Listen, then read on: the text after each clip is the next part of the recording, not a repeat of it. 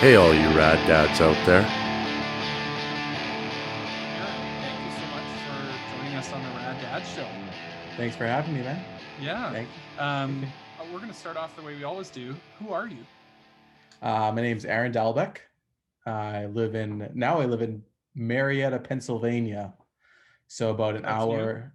Yeah, For we you? moved here in April, right in the middle of the pandemic. Okay. Well, we thought it was the middle, but it was actually the beginning at this point now. Right. Right when It's everything was like locking down and getting crazy. yeah. Don't leave your house, but we're gonna have to move to a different state.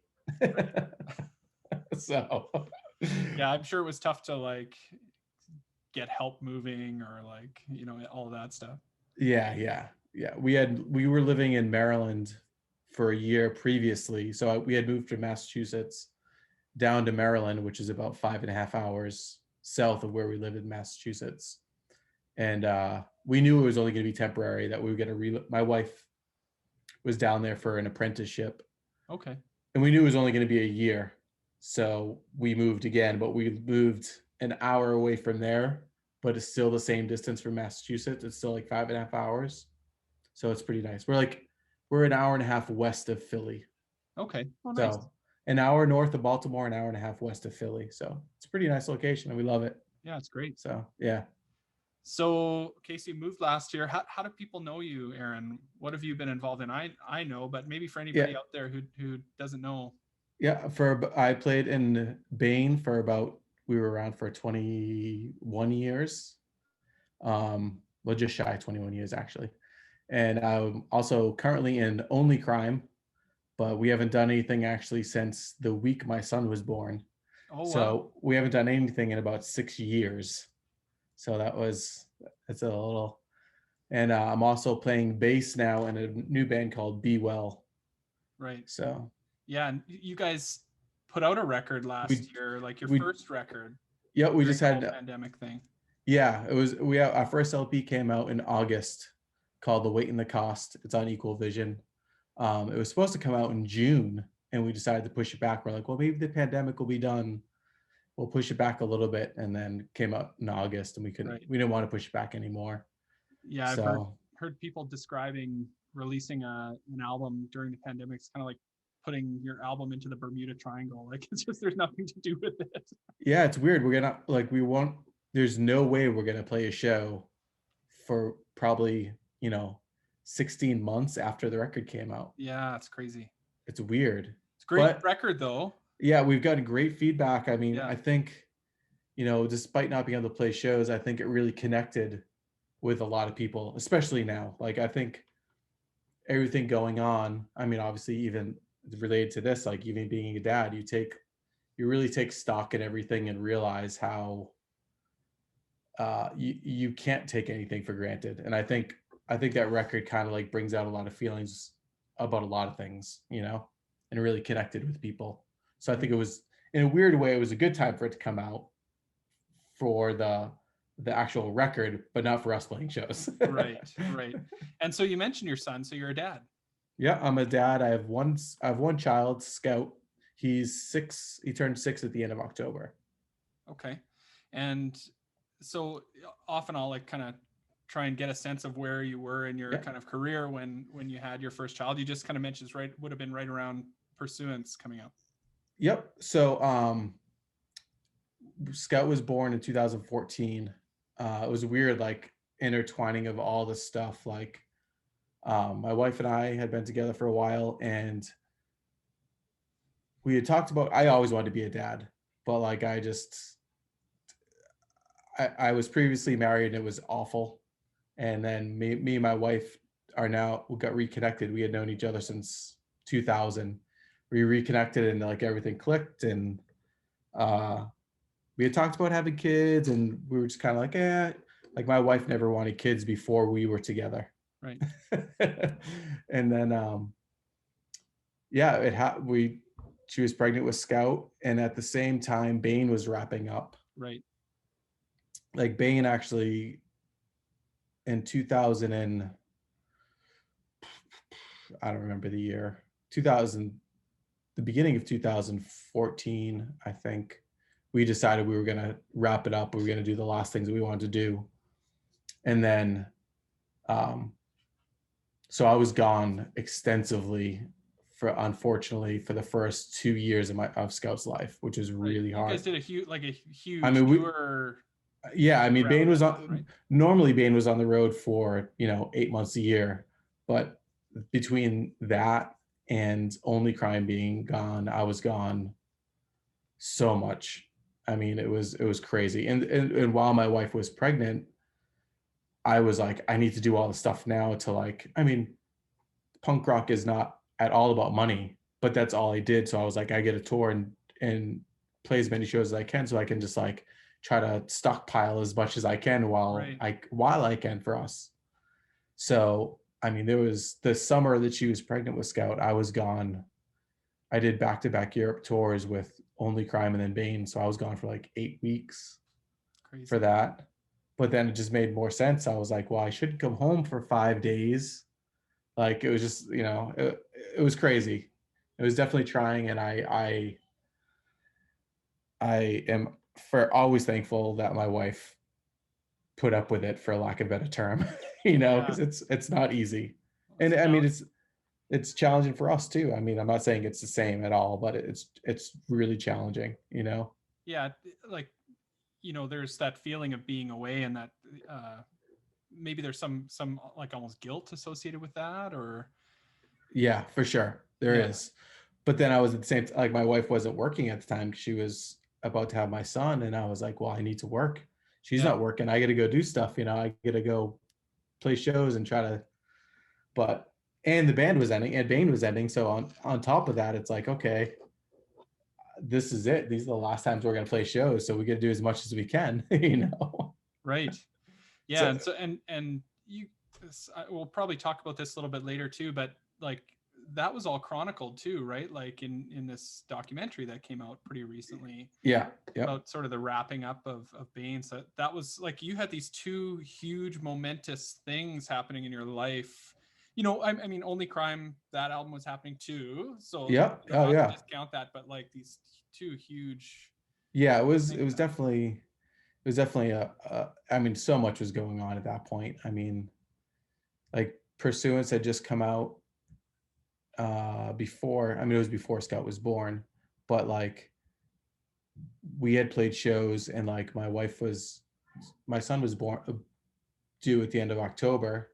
So like Only Crime had all these shows planned, and then we played the fest, and that was the only time I never played with Only Crime. And I was like, I can't go. My wife's gonna have a baby any day. Like, so that was interesting. And that was actually the last shows that Only Crime played, was when they played the fest. So, but yeah, between waiting for my wife to have the child, Bane breaking up, like it was great. It was. But it sounds like, so you kind of mentioned before, you knew you always wanted to have kids. Were you at all kind of nervous about having a child? Oh, for sure. I mean, I tell everybody that I know that has like friends that are going to have a kids, I'm like, you're never going to be ready. You're never going to be ready to have a kid. And there's always things to be nervous about, but at the same time, it's the best kind of nervousness. I mean, I wouldn't trade it for the world, obviously. Like if somebody was like, you can never play a show again, if you have if it's like have Scout in your life or never have a show again, I'd be like, all right, guess I'm never playing a show again. No brainer, right? Like no brainer. Yeah. So what's the most rewarding thing about being a dad to you, or things? I mean, I'm super lucky. Like my job has always been remote. So, I mean, sometimes it's not it's frustrating, but like my most rewarding thing is like I get to literally spend all of my time that he's home with him. And like I feel like to me that's the most rewarding thing, because I know at this point I've been home more than half than I've been away at this point in his life. But like for some reason, to me, like, and my wife even says it, like I'm always trying to make up for those 2 years, So to me, the most rewarding thing for me is to be able to be with him so much, honestly. and just kind of get to see see, everything yeah. blooming and like becoming his own person, you know? And you said he's 6 years old, right? Yeah, he turned 60 in October. Yeah. So I've got a 5-year-old daughter, so kind of similar age. They change a lot in that Oh, time frame. yeah. So 6 is different than 5, but it is kind of amazing. That's right around 5. I'm noticing like this is when they start to become their own little person. Like they have their own friends and stuff going on and stories like that you weren't aware of. And Yeah, it was crazy. Like we did something the other day and like he started reading. Like he's been like slowly starting to read, but he's just like read something completely off. And Jennifer and I would just look at each other when we were both like, this is crazy. He's actually like just reading. Like it was so crazy. It was mind blowing. yeah, it's amazing. Like in the back of your mind, like eventually they'll learn to read. At some point they'll figure it out and you work on it with them. But when they start doing stuff like that, you're like, this Yeah, is incredible. exactly. Yeah, that's awesome. So you kind of had a period, it sounds like, kind of right after Scout was born, where you were touring lots. There's lots going on. You were kind of away a little bit. What's changed though now? Like what's changed about Aaron Dalbec since becoming a dad? It's this isn't supposed to. This may come off kind of like conceited, but it's not supposed to be at all. But it's really weird just being Scout's dad and not being like Aaron from BANE or like the guy that's playing the show. It's very weird and it's very mentally challenging. Yeah.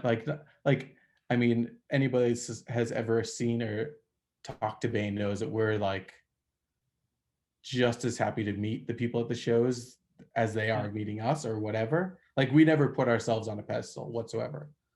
But it's weird just being like they're normal. I'm just Scout's dad. Like Well, yeah. Like, do you think it's like almost a feeling of like losing some of your independence in some way? Is that kind of what you? yeah, for sure. Yeah. Yeah. Like losing some of your identity, you know, I Yeah. Or guess. your Yeah. identity. Yeah. Yeah. I think that's Yeah. normal, right? Like I talked with lots of dads about that. Like, I guess that feeling like you said before, you wouldn't trade it for anything, Right. but that feeling of like, oh, I used to be this person who could just make all my own decisions for me and just like do the best thing for me and get all the attention and it's all about me. And now it's not anymore. And Yeah.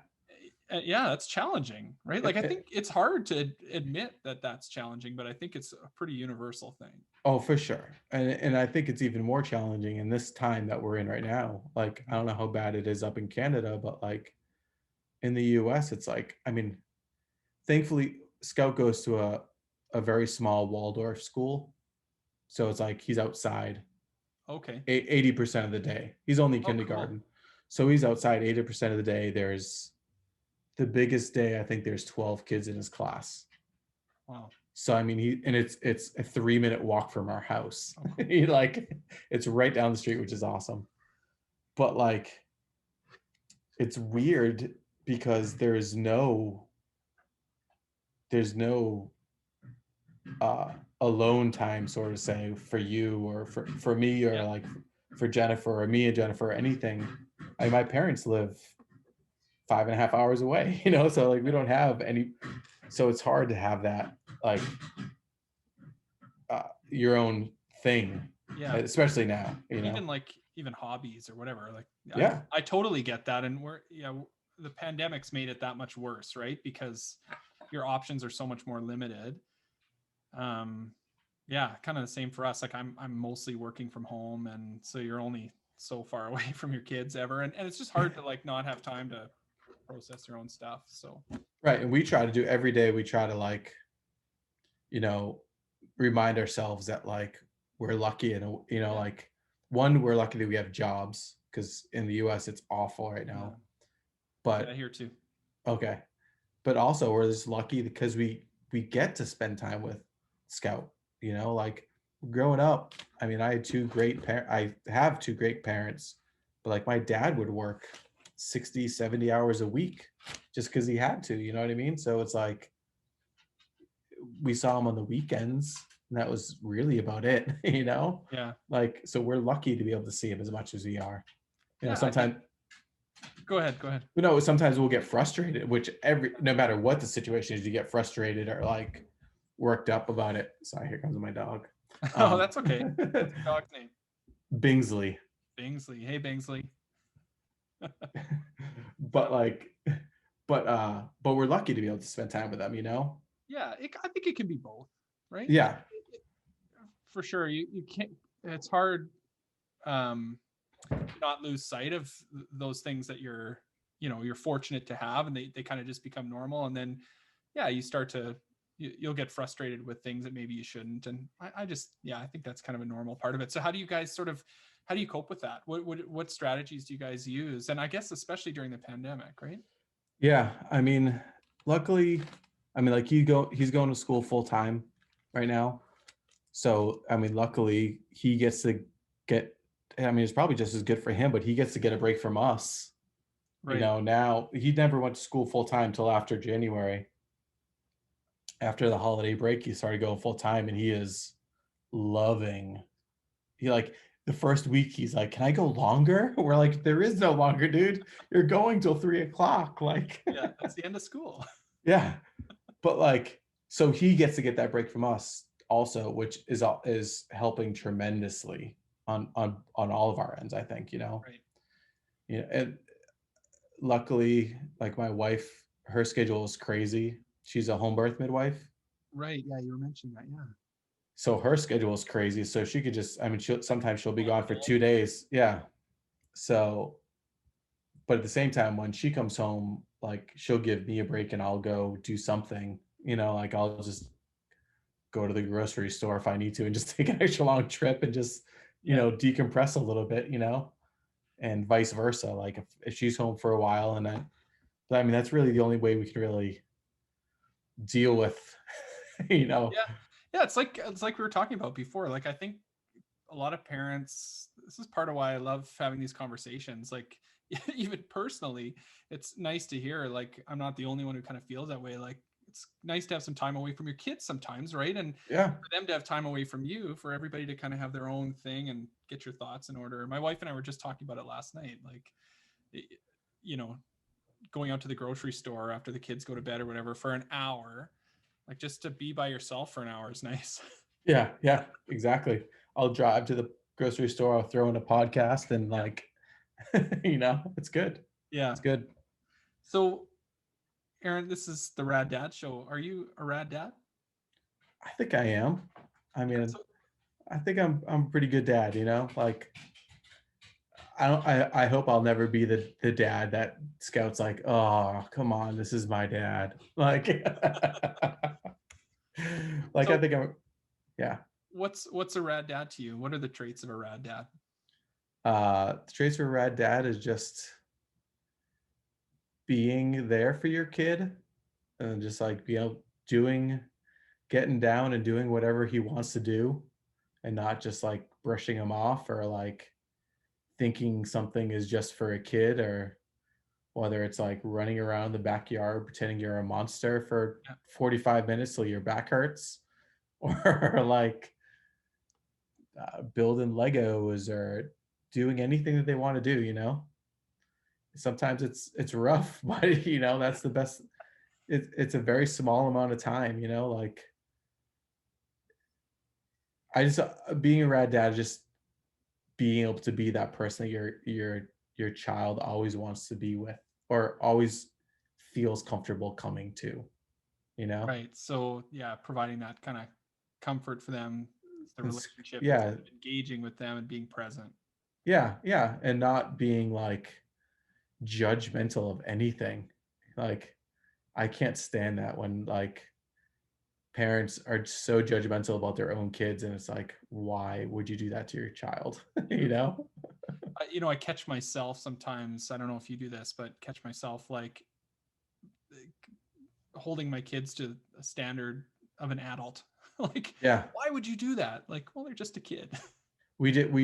My wife Jennifer and I just had a conversation about it the other night, like literally I think last night, saying that we hold our expectations too high for him sometimes. And we got to remember, he's just a kid, he's 6. Like I don't remember what I was doing, but I'm sure it was pretty stupid. like I probably did some pretty stupid things as a 6-year-old. Typical for a 6-year-old. Exactly. That's life as a 6-year-old, you know, you just do anything. Like today, he was literally, Jennifer came home from meetings all day. She walked in and he's running around the house saying he's a cat throwing this like foam ball around. Yeah. Like literally running around like a maniac. I was like, yeah, you know. Yeah, it's good. They're having fun, right? Exactly. So you talked a little bit about your dad. Yep. What Yep. was your relationship like with your dad? I had a great relationship with both my parents. My dad is very into, I mean, I was born in 74, so he was very much into what they call now classic rock, but it was always called classic rock somehow. But They knew right when it came out, it's classic. yeah, they knew it was classic. But like he was always really into music, and I think he never played music, but he was very into music, and my mom played the piano. So I know for sure, like my first foray into heavier music was through my dad, which is awesome. Like I found an old Black Sabbath bootleg cassette from when he was in Vietnam, and like Crazy. that was like my introduction to heavy music. Like Crazy. but yeah, I always have my relationship with my parents are awesome. Like I could call them at any time if I needed anything or had a question about anything, or you know. Do you think you, like, as a dad now yourself, like, do you think there's things that you sort of took from the way your dad was and in terms of the way you approach parenting? For sure. I mean, I think the way my dad brought us up, and like I mean, I always joke like I'm really really lucky. I grew up with like both my parents are still together. I knew all four of my grandparents really really well. Like my last grandparent died a year ago. So I mean, I grew up with all of my grandparents, you know what I mean? So I think, and they were very close families, and both of the families were really close. So I think I took a lot from my dad and like my grandfather, both of my grandfathers, because it was kind of like you could see them in him, you know what I mean? Like it was just like this. But for sure, I mean, And so you mentioned music was important in your house growing up. So how important is it for you to kind of share music with your son now?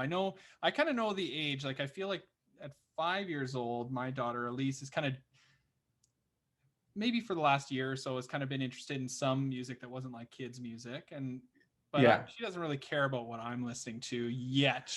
There's a couple, every once in a while you get a few in there, but we've always played music around him.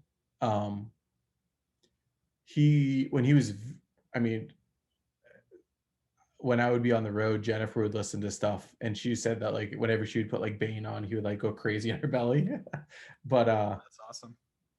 but when he was little, we've always listened to music, like always listen to music, and he likes most kid stuff, but he likes the Ramones. Oh, nice. He likes Jimmy Eat World. Cool. Um, but I mean, he listens to some stuff, but most of it's kid stuff. But there's lots of music going on around the house. What does he know about your career and your history? Does he kind of get it? Yeah, we actually, he was very, it was hard to get him to watch it, but the first time I watched the full Bane documentary the whole way through, he watched it first with us. And like he's in it That's awesome. a little bit, and he was like, oh wow, but he got a little over it quickly, but he knows. And he definitely has met like the guys in Be Well a couple times. Yeah. And he says when shows start happening, he wants to come to the shows and stage dive. Like on his own, he came up there. I was like, "Who told you that?" He's like, "I just want to stage dive." I was like, "All right." I'm sure you can We'll make see. it happen. Yeah. It's like we'll see what happens. Like a But little kids ball pit or something that the kids can stage dive into. I mean, he'll be 7 by the time shows happen again. So, I mean, I started going to shows when I was 12 Yeah. or 13. So, and I didn't have parents that would have brought me to shows. So, hey, you never know. Yeah. That's cool. So, you talked a little bit about like those first couple years. We've talked about that a couple times, kind of being away. How did you guys kind of manage that? What strategies did you kind of use to be able to kind of deal with being away? That's a pretty common thing for lots of musicians. Sounds like it was really pretty intense for you, but what did that look like for you guys during that time? I mean, we were lucky at the time. We lived in Salem, Mass, so we weren't too far from my parents' house. And luckily, I mean, my wife was still in school becoming a home birth midwife, but at the time it was like she would go for a long weekend to school, and then it was all like independent learning and online. So she actually wasn't working at the time. She was a student, which helped tremendously, obviously. And she wasn't working at all till after till after BANE was done. So that made it easy to schedule stuff and to like, deal with me being gone on that front. Yeah. Definitely wasn't for her as easy for her as it sounds, but that made it easier that she wasn't actually working a job, like a 9 to 5 job. She was a Yeah. student. So It's like, kind of talk about it in the context of musicians, but there's lots of families where dad's away, mom's away, like you gotta make it work, right? And so yeah, that's how you guys did it. I mean, you just got to make it. You just got to do what you got to do, and then that's to bring it to back to the present. Like that's like when Jennifer got the opportunity to do the apprenticeship down in Maryland, I was just like, all right, let's go. We'll do whatever we can to make this work for you now. I was like, you did it for me for the first, 2.5 years of Scout's life, that whatever we need to do to make this work for you now, we'll do it, Yeah. So that's like what you have to do as a parent, is you just make the compromises, and it's not, I don't want to say compromises, like you just do what you need to do to make things work, Right. you know? Every kind of family unit, whatever that looks like, is Yeah. different, Yeah. right? There's different needs and different ways of managing things. Some people have the grandparents around, some people don't, and just got to figure it out. It was funny. We were talking I was picking Scout up at school today. And one of the moms who lives down the street that we're friends with, she was like, "Oh, tonight's date night." And I was like, "What's that?"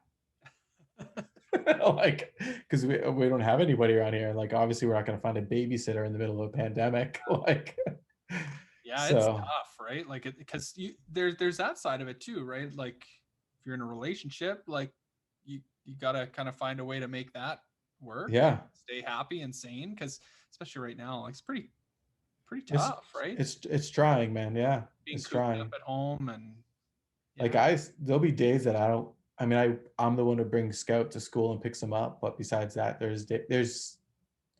be like 4 or 5 days, and I'm like, I've only walked to Scout school and back, and that's it. yeah.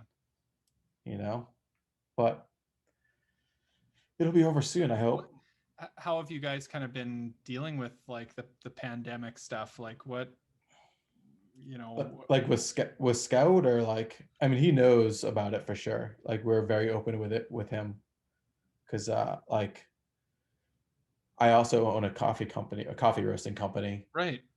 So before I started before we moved down to Maryland, so I still go back to Massachusetts quite frequently. Like, I was going every other week to roast coffee, because that's where my roaster is. And Scout would come up with me, and Oh, he would spend time with my parents while I roasted, and then I'd leave on a Thursday night and then come back late Saturday night or early Sunday, and we did that every other week for a year, and then the pandemic hit, and now he doesn't go to see my parents because my dad is immune compromised. So it's like, we can't even risk my dad getting it. Like, yeah. obviously nobody wants to get it, but if my dad got it, it would be really, really bad news. Is So is vaccine kind of rolling out in your area now? What does that look like? it's starting to, Yeah. but I'm a little, I mean, so back to my wife, she's a midwife, but she services a lot of Amish families. Okay. So a lot of them don't really think it's as bad as it is. Yeah.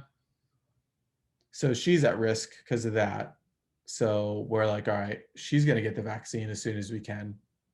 And then I'm like, well, I obviously, if she's going to all those families, I want to get it to be safe. Yeah.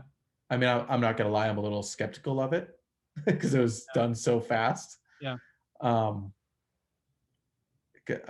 What are kind of like, are cases under control there, or is it pretty crazy? it's cases are going down Okay. pretty drastically, Okay. but it's not even like compared to where it was a month ago, they're going down drastically. Yeah. Compared to where they were in the worst time before September, they've skyrocketed. Yeah. It's Like if kind of you the same here. Like we were really crazy right before Christmas, like really bad. And so like things shut down over Christmas, and now it's come back down. But still, do you guys have do you have vaccines up there yet at all? you know what? We've got a huge shortage of vaccine. Yeah, I mean, ours is just, I mean, first responders and Yeah. some nursing homes, and that's really about it. Yeah, kind of similar here. We're probably a little bit behind you. For whatever reason, Canada's allocation of the vaccine has been a little bit less, but it just, yeah, it's all kind of politics and stuff too. So it's all the snow. yeah, maybe that's what it is. Couldn't fly through the blizzard. All the vaccine. So we do this thing called Rad Dad, Bad Dad feature. And I'm going to put you on the spot and just ask you to think of a time, number one, like kind of a blue ribbon dad moment where you felt really proud about something, anything. And then if you can think of a kind of bad dad moment, that like face palm moment of like, oh, I can't believe I did that. Does anything come to mind? Oh, rad dad moment. Oh God, that is such a put me on the spot. I should have given you a warning before.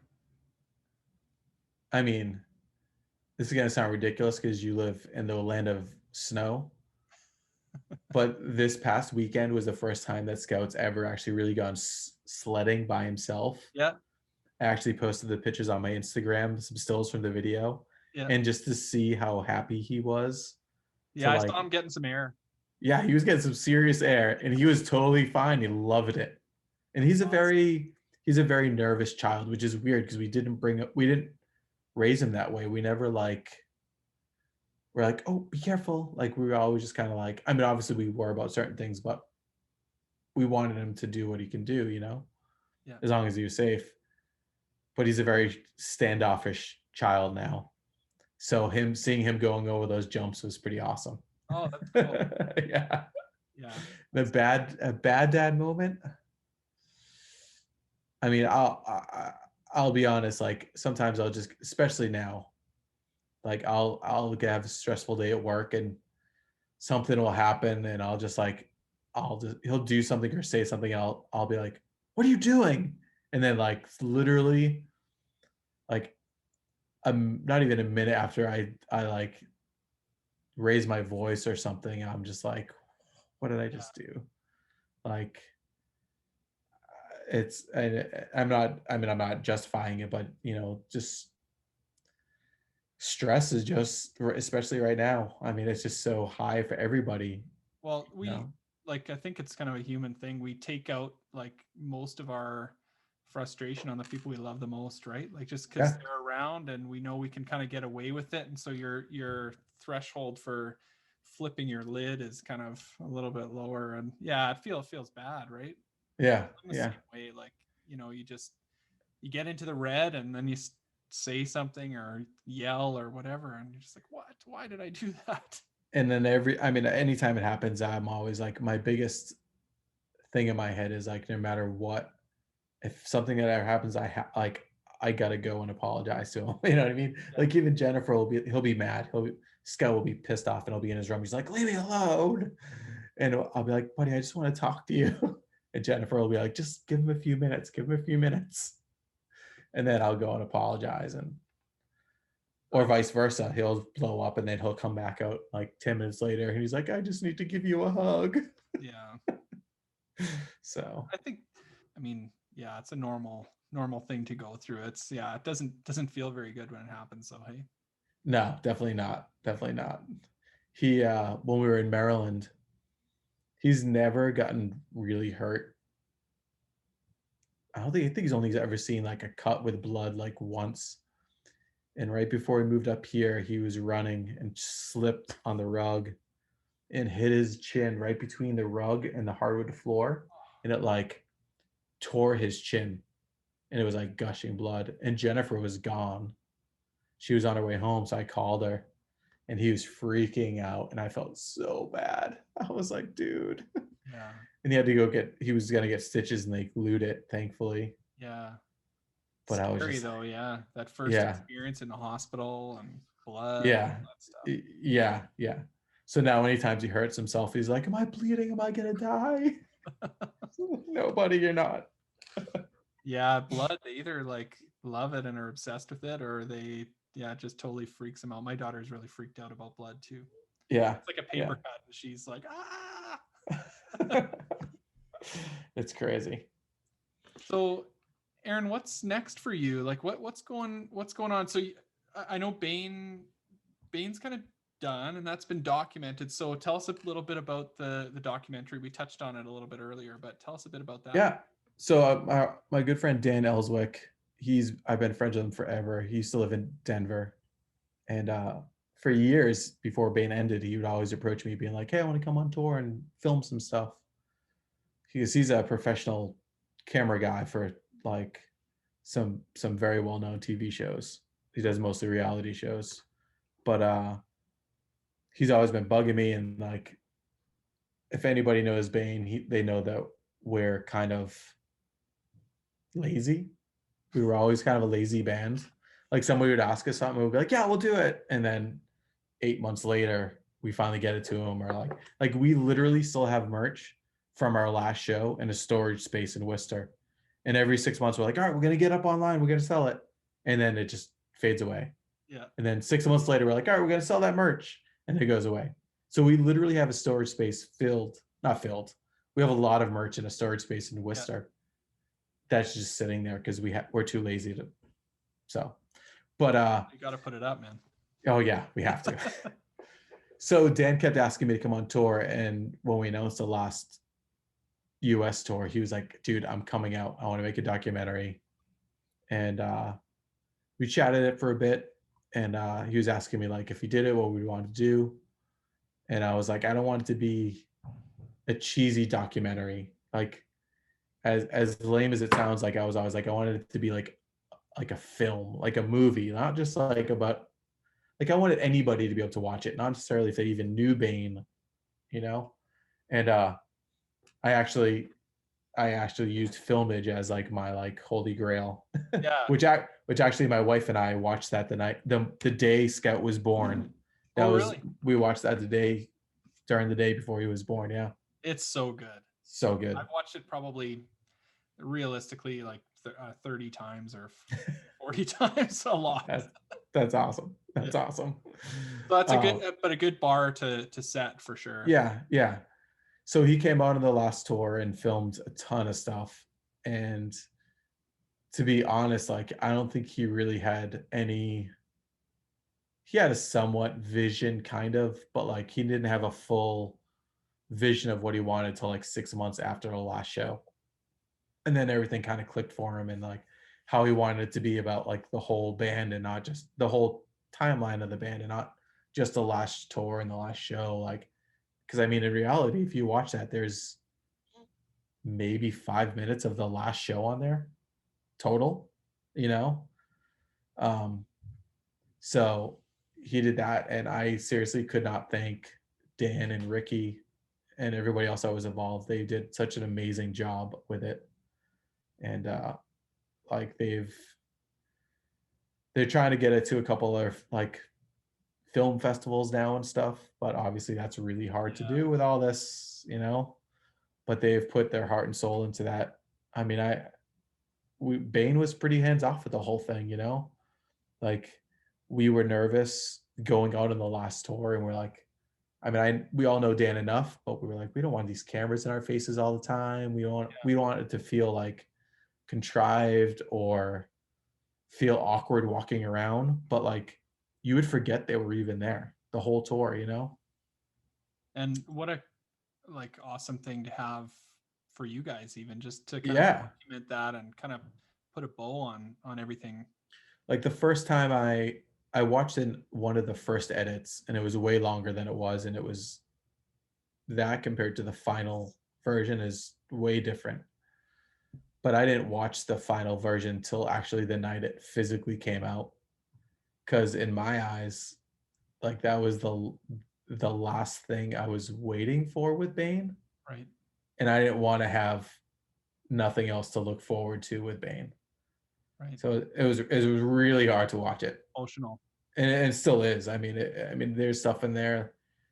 Like the first time to watch it, I was like, "Oh shit, that happened, and then this happened. Oh, and then that happened after that." Like, I mean, Bane didn't end because of anything bad. Like it was never like a thing that we didn't get along. It was just there were a lot of dads in the band that couldn't spend 8 or 9 months on the road anymore. Right. And some people were like full time or nothing, and we're like, okay, then we can't because I'm not gonna be gone for my son's life. Like I, I miss some things, but I'm so thankful that I'm around now as much as I am. You know. Yeah. Well, you kind of talked a little bit earlier about you mentioned compromise, right? Like this is Yeah. one of those things for you. Yeah, and like fast forward now to be well, like everybody in the band is a dad, and we know one there's an understanding that if something comes up and the band has to do it, like it's a opportunity we couldn't turn down, then we're just gonna get somebody else if somebody can't do it. Like that's just like the compromise we make is like, okay, we're just gonna do what we can do, and if somebody can't do it, then it's understood that you're good if we get a fill-in bass player, a fill-in guitar player, a fill-in drummer, but we also aren't going to tour 8 months a year. Right. And so speaking of Be Well, so new album came out last year during the pandemic. So what's going on with Be Well? What's coming up next with Be Well? Well, we're already writing a second LP. Nice. Which I don't think it'll come out anytime in the next, I mean, honestly, I don't even know, a year and a half, 2 years maybe. But we want to play shows. We're supposed to have we have a tour temporarily booked for Europe, I believe, at the end of October. Okay. It was supposed to happen now, and obviously that then we knew it wasn't going to happen, so we moved it to May, and we knew that wasn't going to happen, so we are like, all right, let's try the end of October. So hopefully that happens. I mean, yeah, fingers crossed, right? Like it's looking like maybe fall might happen. I'm hoping. Yeah, me too. I think, I mean, obviously all the bands need it mentally and financially. Yeah. But I think I'm hoping Europe is a weird place, man. Europe is so on top of their game. Like I feel like the US and even, I mean, Canada is more on top of the game than the US. But I feel like people just take so much of that stuff for granted, like arts in general, especially in the US. And I think when things open up again, I'm hoping that people realize that people need art for their mental well-being. Like, whether it's going to a museum or going to a show or whatever it is, like people need art. Like people need that creative outlet, and people need to take that in just to keep their mental well-being. I totally agree. And if anything is, I hope with all this there is some good that comes out of it, and it's like people start realizing that they need to support like the people right around them. I mean, people close to them, I guess you could say. Yeah. Like whether it be a business or the community or whatever, and not take, and the other thing is not take anything for granted. I mean, you never know, like yeah, this has put everybody to the test this last year or so. Knock on wood, but like you never know who, like you know, somebody could get it and then you'll never see them again. You know, like Yeah. anybody. It seems like there's no rhyme or reason to it, really, you know? Yeah. So I'm hoping people are a little more live in the moment, kind of, you Yeah. know? I think that's probably going to be a byproduct of it. Hopefully it's a good byproduct of this whole situation. People, you know, realizing that we've had it good for a really long time, and, you know, this kind of thing can come along and Yeah. cause a lot of damage and stress. And I mean, I think, and I also think that when shows do happen, I think they're going to be insane for yeah, for a while, which would be awesome. You know, I think, you know, like I said, just the people's need to have music or art. I think the shows are going to be crazy with whatever venues are left too. That's the other thing. Like, yeah, yeah, what venues are not going to be closed down if the stuff doesn't change, yeah. you know? What about your coffee roastery? ESSEX Coffee Roasters. I've been doing it for about 3 years now, but really in the past year and a half is when I really started to like pick up doing it more. Um, I do all small. I mean, it's not necessarily just a small batch, but we're a small batch coffee roasting company, so I roast everything to order. Cool. I roast every 2 weeks to whatever I need, so nothing's ever sitting on a shelf for more than 2 weeks. And you That's can't awesome. act, you shouldn't actually use the beans for 3 days after you roast them. So essentially, it's like a week and a half at the most that Right. they're sitting, you know. Um, but it's going great. I mean, I'm lucky. I'm staying afloat. I'm not like gaining much ground right now, just because everything going on. But I'm lucky that I'm just like staying steady and not going under, you know. Yeah. So So that's trying keeping to trying keeping to you busy. establish myself down here. Yeah, Yeah, yeah, cool. yeah. And, well, I have to ask about Only Crime. So I'm a huge Only Crime fan, but I have to ask. You So kind am of I. said yeah, I'm still an Only Crime, so that gives me some hope that maybe there's something on the horizon at some point there. Yeah, The we've store's not closed. no, it's definitely not closed at all. Um, a funny situation is just like if you look back at the history of like the way things happened was when I was touring all the time, nobody else in Only Crime had anything going on. Descendants weren't around. Good Riddance wasn't around. Yeah. Like nobody was doing anything.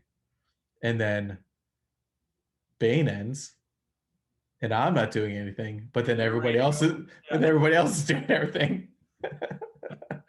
So, but there is hope. We've definitely have we still chat all the time, and we actually toyed with the idea of writing a record with everybody. So having like Donnie and Zach come in and write Oh, too. okay. And Wow. we're pretty sure that's what's going to happen.